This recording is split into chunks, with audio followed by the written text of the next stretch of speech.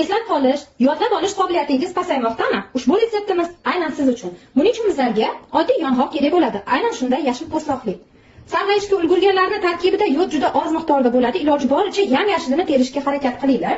Buning uchun 9-10 dona bizga yong'oq po'stloqlari kerak bo'ladi. Yong'oqni o'zi emas, aynan ustidagi yashil po'stloqlarini ajratib olishdan ishimizni boshlaymiz. Ushbu retseptimiz buqoqning har qanday turida juda samarali foyda beradi.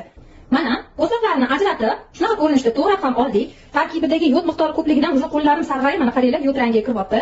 Endi buni qaynab turgan suv quyamiz, tog'orachaga solib, ustidan 1 litr qaynab turgan suv quyamiz hamda 10 daqiqa qaynatib olamiz. Tindirib, sovutganimizdan so'ng, mana hali ham sovimabdi. Siz shunaqa ko'rinishdagi damlama bo'ladi. Bu damlamani bemalol oilaviy sevgan bo'ladi. 5 kishilik doza bu. Bir osh qoshiqdan 3 mahal och qoringa 10 kun davomida ichiladi.